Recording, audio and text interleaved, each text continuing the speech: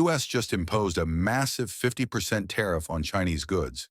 Within hours, the markets wiped out hundreds of billions in value. Wall Street shook. Is this a defense strategy for the American economy, or a gamble the entire world will end up paying for the U.S.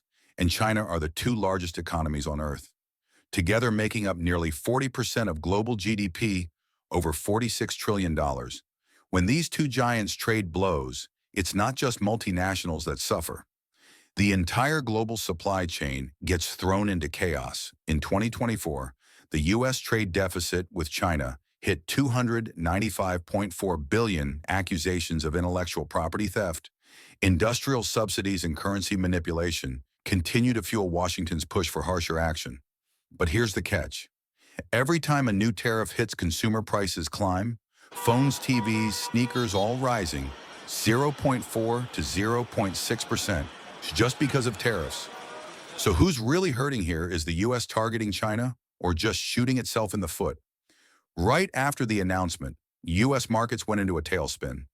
The Dow Jones plunged 1,679 points, one of the worst trading days this year. Big names like Apple, Tesla, and Walmart saw their stock prices hammered. Apple lost around 9%, Tesla over 5% in just one day. Meanwhile, U.S. government bonds became a safe haven. Investors rushed in, driving the 10-year Treasury yield down from 4.3% to 4.0% on April 3, 2025. It was a clear sign investors were running from risk and looking for stability. They called it the boomerang effect, a strike aimed at your rival that comes back and hits you in the face. The worst part, no one knows what comes next, and markets fear nothing more than uncertainty. Beijing didn't stay quiet. China fired back with a sweeping 34% tariff, hitting nearly all U.S. goods from farm products to energy and electronics. A senior Chinese official declared, "We're expanding into new markets and cutting dependence on the U.S." But here's what's lurking behind the scenes. China's property crisis still looms with over $2 trillion in real estate debt and a shortage of high-end chips, especially AI and military-grade semiconductors, is crippling key sectors like electric vehicles and defense. So yes, China looks strong on the outside, but it's walking a tightrope between pride and economic pressure. This trade war isn't just about stocks, it's threatening the entire financial order. The U.S. national debt now exceeds $36.2 trillion annual interest payments, around $892 billion, more than the defense budget. Some foreign investors are quietly questioning the long-term appeal of the U.S. dollar. For now, there's no mass exodus, but the doubt is there. The DXY, which measures the dollar's strength, is hovering around 102.7. That shows confidence is wobbling. If the U.S. dollar, the world's reserve currency, begins to lose ground, the global financial system may face a radical reset. Ironically, politics may be offering a glimmer of hope. The southern border, once a hotbed of criticism, is seeing a shift. Public approval of immigration policies recently climbed to 28% up, significantly from 2020. The administration is touting this as proof. They're not just fixated on trade wars, they're also tackling domestic issues, but in the end, it all comes down to the economy. If prices keep rising with tariffs already pushing up consumer goods by 0.4 to 0.6%, and jobs start vanishing, no political win will be enough to turn the tide. While the U.S. is busy raising tariffs, China is quietly rewriting the rule book through the Belt and Road Initiative. It's pumping money into Africa and building trade ties with ASEAN, Latin America, and beyond. Today, 40 to 45% of China's exports go to developing nations, not the U.S. That's strategic. It means Beijing is slowly decoupling from U.S. markets. A new economic ecosystem is forming, and for the first time in decades, America is no longer the center of the global trade universe. America punishes China thinking it would cancel them. But who knew the little brother would rise up and become a tech superpower, stressing out the whole industry? For a long time, the U.S. has been the big brother in the semiconductor industry. Intel, AMD, Texas Instruments, and countless other giants all hail from the U.S. They not only dominate the technology, but also control the global semiconductor market, making the whole world tip its hat in admiration. The U.S. is the big brother, right? They were born to dominate semiconductor technology, bringing the world powerful processors, cutting-edge chips, and of course, cash flowing into their banks. But then China, a name once in the shadows, started to rise up. Noticing the $700 billion semiconductor pie being sliced and thought, why not take a slice? The US could not let a younger sibling who had contributed nothing to the industry suddenly ask for a piece of the pie. That's when the US decided to act. They weren't about to let China step into their game. What did the US think? I can't let my little brother beat me, and thus sanctions were set in motion. First came the ban. The US decided to hit hard tightening by restricting exports to 140 Chinese companies. Even China's chip-making equipment manufacturers, like Nora Technology Group, didn't escape, with companies like Piotech and Securier Technology being threatened too. Did the US think they would crush China's dreams? They were wrong. China didn't cry, whine, or post a threatening message on Truth Social like some others would. Instead, China flipped the script. Rather than submit, they stood tall and declared sanctions. We will turn that into motivation. And just like that, China injected $410 billion into the semiconductor R&D sector. Imagine this, the US boycott. But China plays back with an aggressive strategy, pumping money into technology, building a self-sustaining semiconductor ecosystem, and not stopping there. They cut down imports from the West, leaving the US shocked as they lost the massive semiconductor market of their own. In 2024, China reduced semiconductor imports from the US and other Western countries by almost 50%. At this point, the US didn't know what to do, as China stood firm in the semiconductor game without relying on anyone. The world suddenly had a new king in the semiconductor tech world. By now, the US was probably in shock. The sweet semiconductor pie they once held tightly in their hands was now slipping away. The US sat there like an older brother looking at his younger sibling from behind, realizing that they had messed everything up. When China became the major chip producer, the US couldn't believe it. The sanctions that were supposed to slow China down only fueled their younger siblings' passion. China's global semiconductor market share doubled from 15% to 30%. And now the US was faced with the painful truth. China was no longer the little brother. They had become a formidable competitor in the tech industry. Now, China wasn't just learning the lessons, they were acing them. Not only were they producing 7-nanometer chips, but they had also surpassed Intel and TSMC in the chip technology race. The US and Western companies must be eating their dust as they watch China make huge strides in the semiconductor industry. But China didn't stop there. They made breakthroughs in NAND flash memory technology.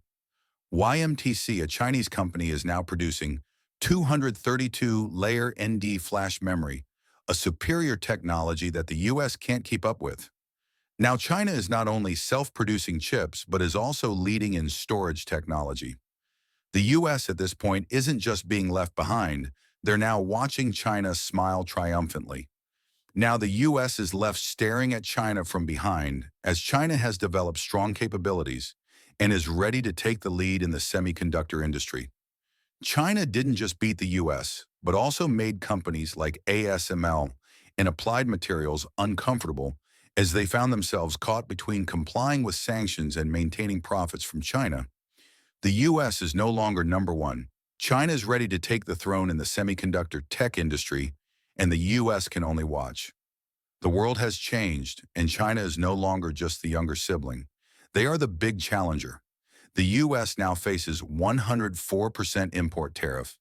Mr. Trump pushes US-China into the most dangerous economic confrontation, 104% import tariff.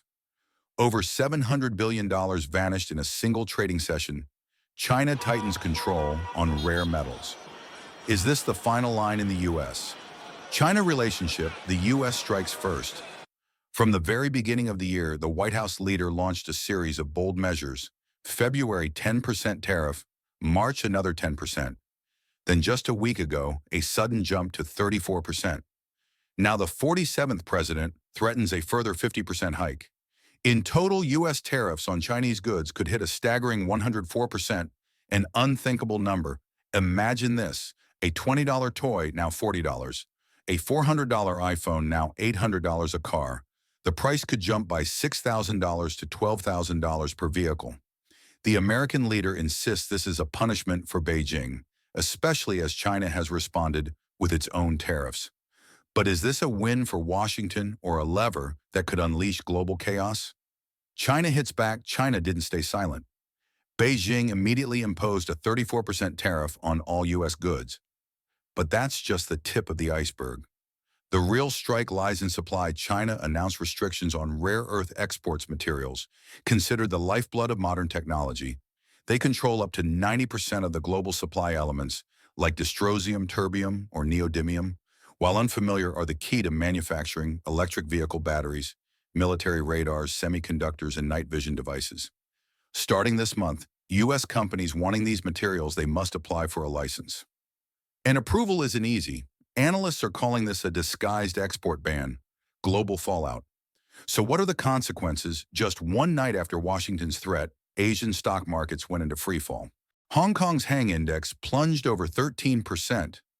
The sharpest drop in nearly 3 decades. Shanghai Composite tumbled over 7%, wiping out $500 billion in market value. And it didn't stop there. U.S. markets felt the shockwaves too.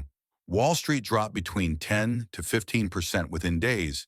Investors rushed to exit. Hedge funds moved to golden treasuries. One expert called this a shock therapy that could kill the patient. A dangerous game. The two superpowers are now locked in a game of who blinks first.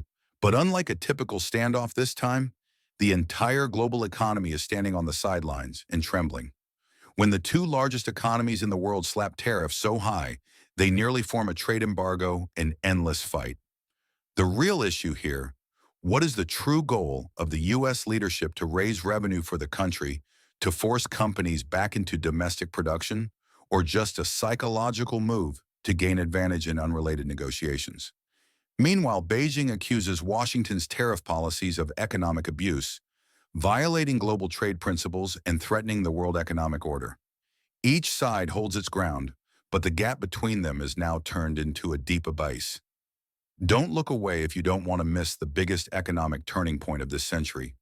A tariff storm is sinking everything from the price of your morning coffee to relationships with longtime allies.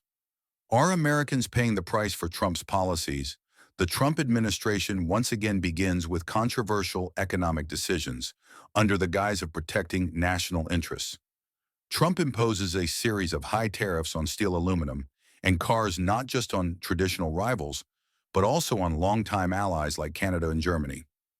One of the reasons given to stop fentanyl, a dangerous opioid, from entering the U.S. via Canada. However, data shows less than 1% of fentanyl in the U.S. comes from Canada, making this argument rather weak. Meanwhile, the consequences of these tariffs are clear in everyday life.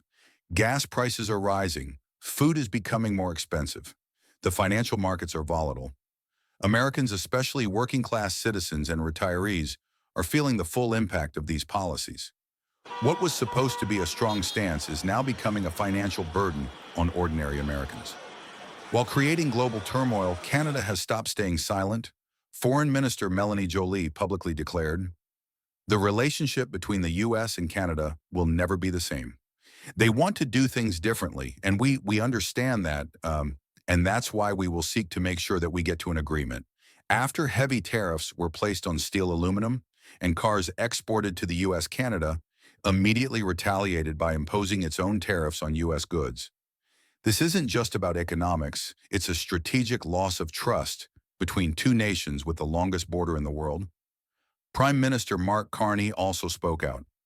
"I will reject all attempts to weaken Canada, all attempts to wear us down, to break us down, so that America can say Canada is ready to protect its citizens' interests," and urging the American people to speak up to their political representatives. This confrontation is no longer confined to the negotiation table. It's spilling over into the social fabric of both countries. American businesses aren't immune to the damage as they lose a stable supply chain. What was once considered a model of cooperation, the U.S. and Canada now stand on the verge of a breakdown of trust that has lasted for decades. China reacted strongly to the new U.S. tariffs, including tariffs as high as 104%.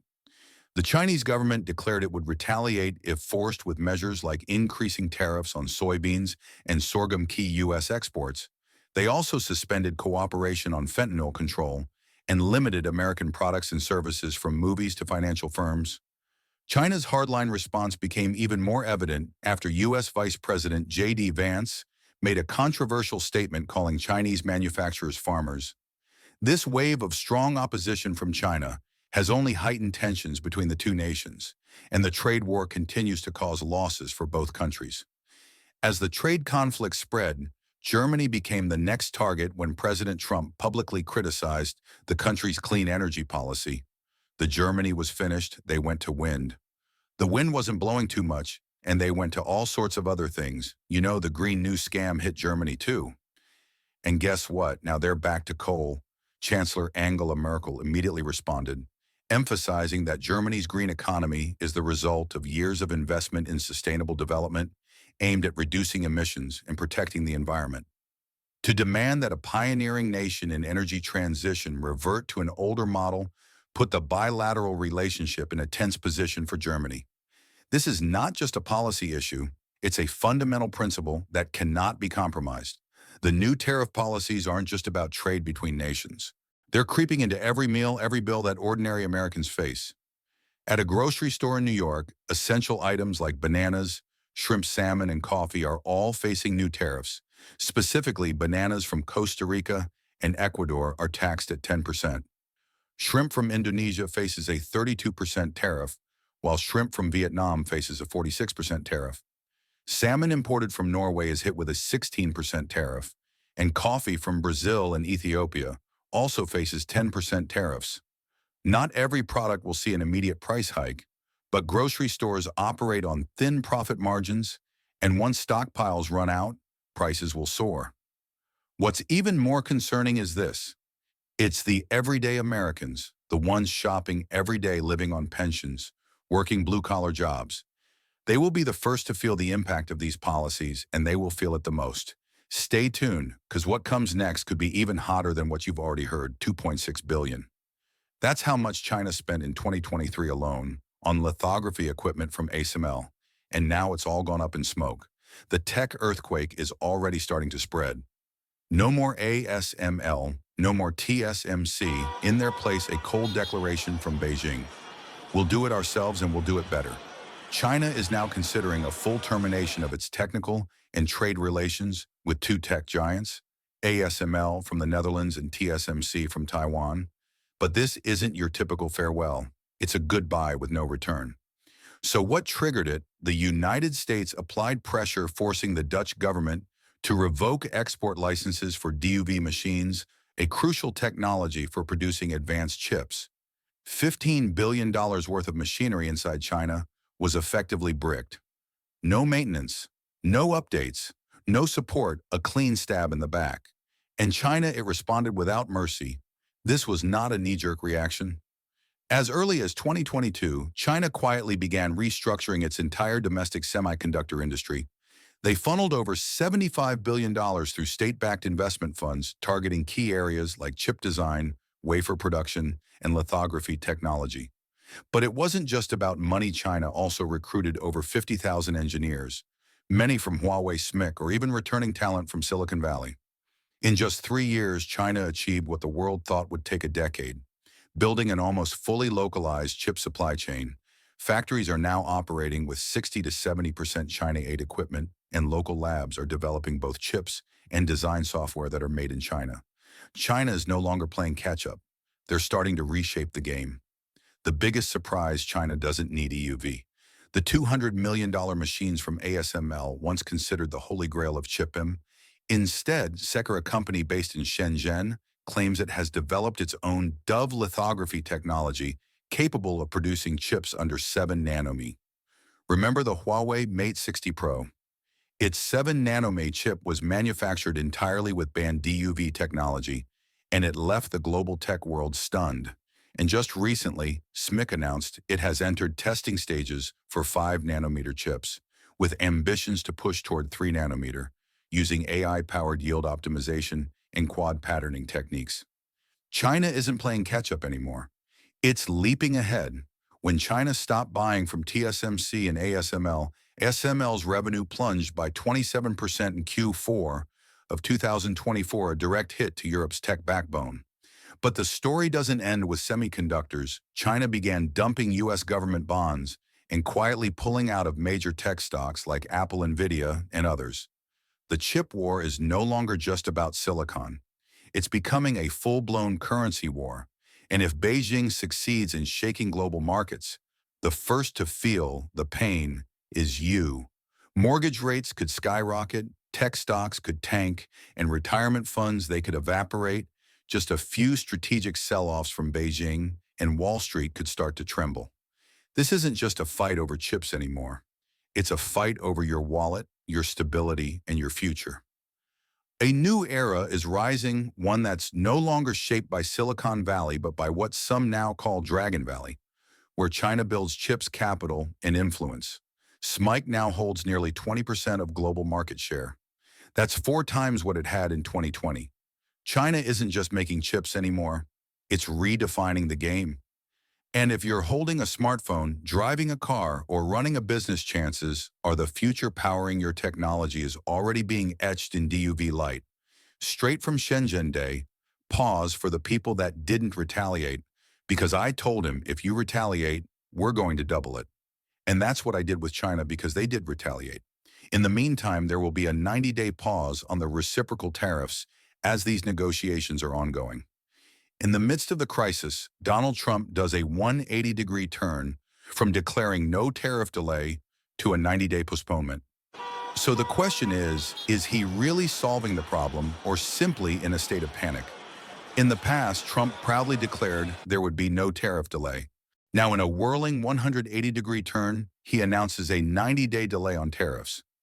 This sudden change has many asking, is he in a state of panic as he watches the economy slowly collapse? The whole world is watching one of Trump's decisions that's like setting a fire and trying to put it out at the same time. Previously, he said if we delay the tariffs, it will be panic and America doesn't need to panic. Yet just days later, Trump contradicts himself and postpones the tariffs to try to save the economy. This begs the question, is this decision just panic after seeing the bond market plunge? No one knows for sure, but clearly the swift change has left the public stunned. Excuse me, Raquel, if I could just add to what the secretary said. Many of you in the media clearly missed the art of the deal. You clearly failed to see what President Trump is doing here. You tried to say that the rest of the world would be moved closer to China, when in fact we've seen the opposite effect. The European Union, a major opponent, once fiercely opposed Trump, but now they're accepting his zero tariff for zero tariff proposal. Surely they never expected they'd be bowing to Trump.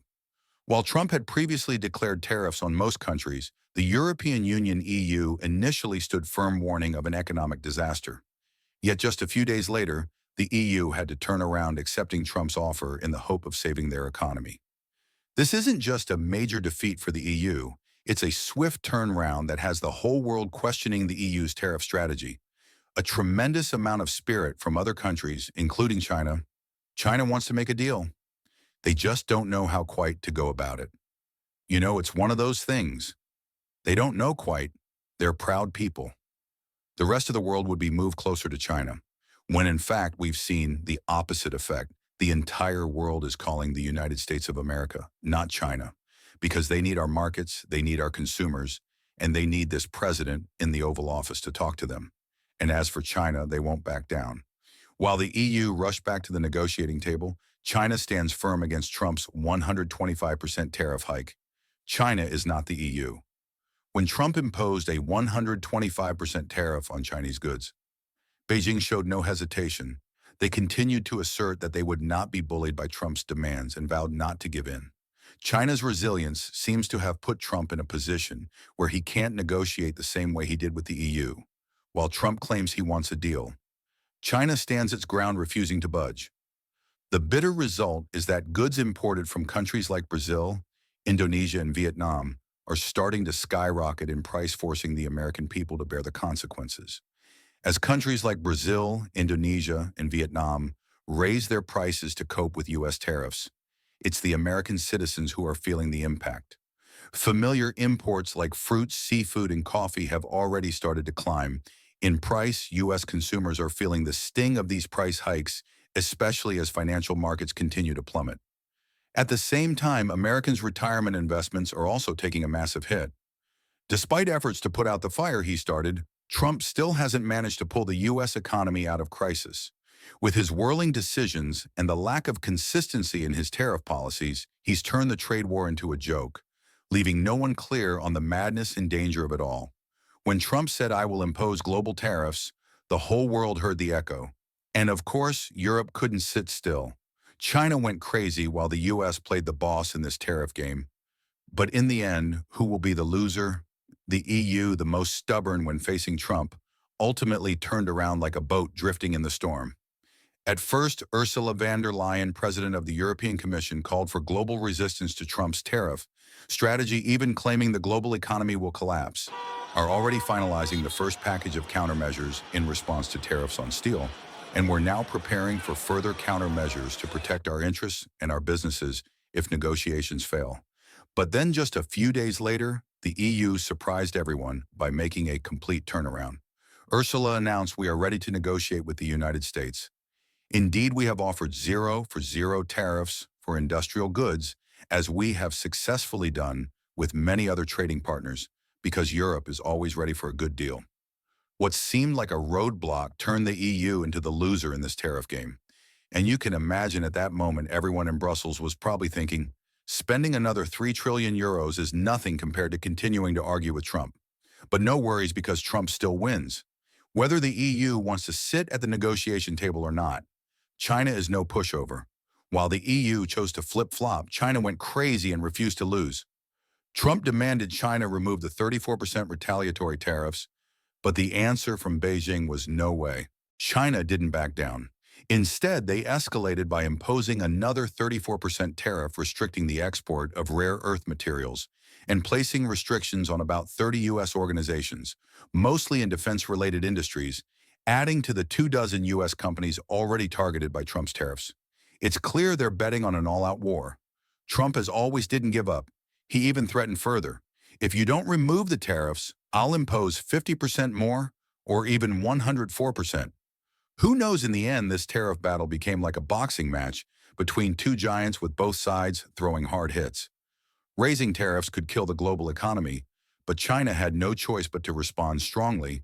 Canada might stay silent, but don't let them hold the ace card of crude oil. Prime Minister Danielle Smith declared that could sign deals with, European refineries with Indian refineries.